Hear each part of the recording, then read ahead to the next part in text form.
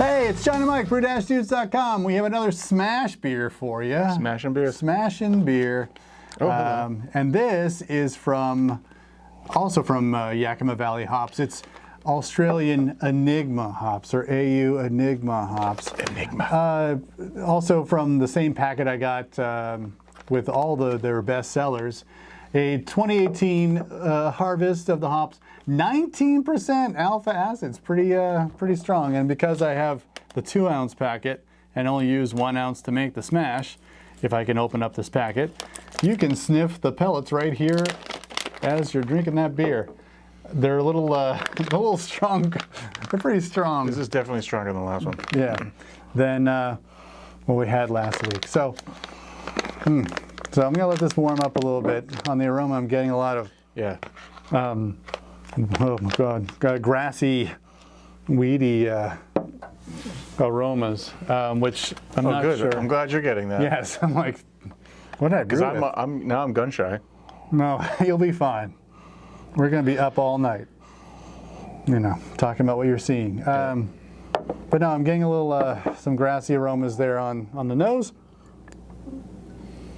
And certainly, the same procedure I do for all of these. Use 1 ounce in a 1 gallon batch. It's 2 pounds of pale malt, and then I usually use a little bit at the 15 minutes to go in the boil, and then I'd say the majority of it goes in right at flame out, and then I use some at dry hopping. This time around, I went with a 3-day fermentation, or 3 days into fermentation, I put in 1/4 ounce, and then put a little bit at 7 days within fermentation. So that's what I got. So when I first smelled it, I was definitely getting some of that grassy, earthy, forest-like stuff. But then I think I became a little bit nose blind to it, and there's something else. There's something a little bit more floral. In there. I can see it. I just can't put a word on it yet. Hold on. The flavor is floral as well. There's definitely the dankness. I'm getting a little bit of that diesel green onion thing on the back of my palate. But there still is that floral component that is pleasant, somewhat pleasant.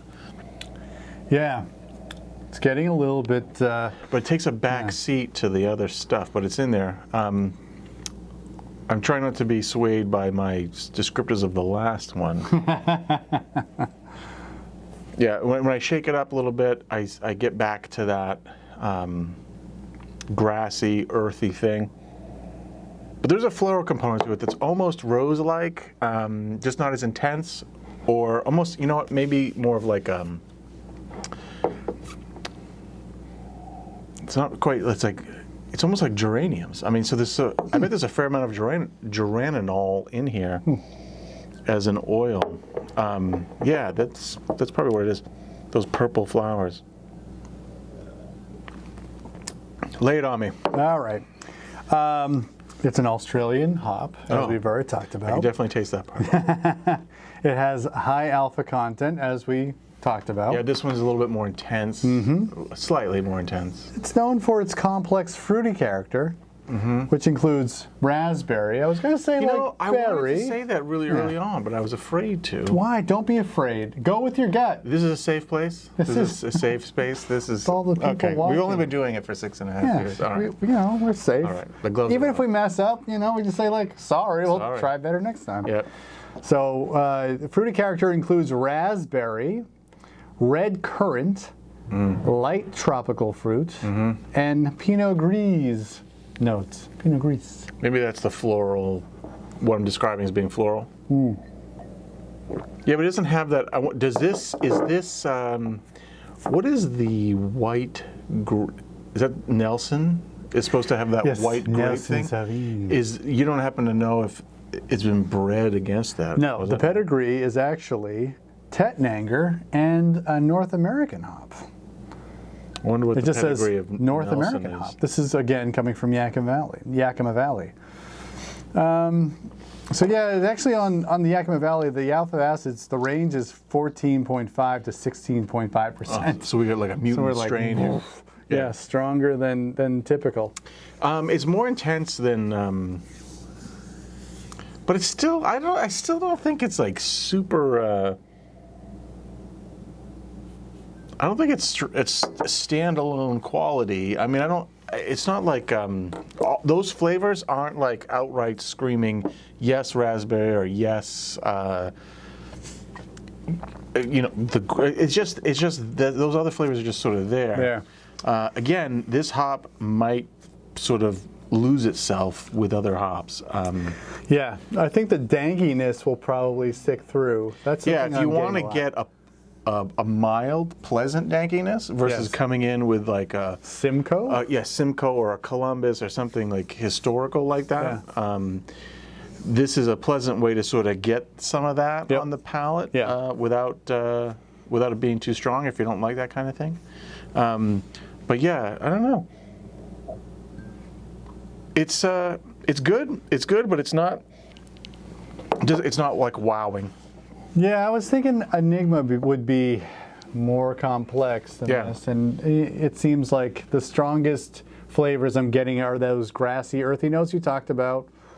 Some of the dankness, and like it's really, I think we've talked about this before, that seedy berry flavor. Yeah. That is like the aftertaste I get is, like raspberry. Actually, raspberry is a good descriptor of it. Like any of those blackberry, raspberry. Yeah, underripe raspberries though. Yeah, underripe raspberries. Just not screaming like that. I don't get like the currants. Red currants. There's no red currant here. The red currants to me, it's like you're starting to push more into that, like a red wine quality of depth. Really, to me, there's currants. There's like a depth of aroma there, and it's not here. You have to search for the raspberries almost as much as you have to look for the coconut and Sabro. But it's good. I think the berries are there. I think it's like when you chomp down on those seeds, that's the kind of the flavor seeds, you get. I mean, I think that. Yeah, I think that's what you get. I don't know if it's like certainly not very fleshy. It's not fleshy. So there's no fleshy fruit in this thing. I can't wait to. You know what? Someone's going to pick up on fleshy fruit, and one of the marketing guys at some of these hop companies, and like they're going to throw it in just for you. And so, like, I hope so. I hope so. I hope like we a see a hop broken clock. Like a broken fruits. Clock, you will eventually be right if you just keep saying fleshy fruit. Yeah.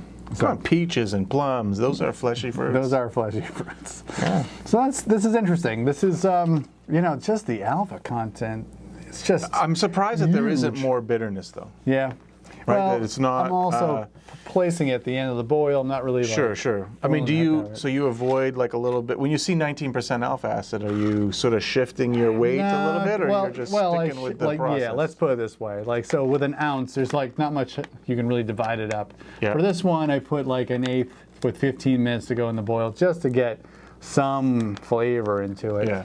And then a half ounce at flame out, like I said. Then there's a quarter ounce at 3 days after the beginning of fermentation, and like the remaining eighth of an ounce went in at day 7. So, and again, like I pretty much kegged this, with it being like a day 10 of fermentation. Like all signs of fermentation are done. Once you get into like, with a 1 gallon batch, and the yeast I'm using like dry yeast US 05. And it's pretty much all indications of vigorous fermentation are done by like day 7 or 8 anyway. So just transferring into the small keg and then carving it up so we can talk about it on camera, basically. Sweet. And then I have this remainder of the the bag that I'm going to use for something. I mean, it's a little. Out in the air and stuff, so it's probably not going to be as fresh as it was for this. Everything I do is really for the channel, but I will use it for some other brew. I have a whole bunch of these, but anyway, I love doing the SMaSH. It's interesting, like, examination of these hops, especially because for people who are watching who don't know, this is the first time I'm brewing with him too, so I'm kind of learning along with you. Yeah, I think it's worth watching these SMaSH videos, see how two dudes react to what we get, and comparing that to the commercial descriptors and how close or far off we are. And I think there's there's something to be taken from that. I mean, take it with a grain of salt, do your own experiments, but you know, if you're really looking for a hop that screams out red currant, maybe this isn't it. but maybe it is for you. I don't know. True right? that. So True that. anyway.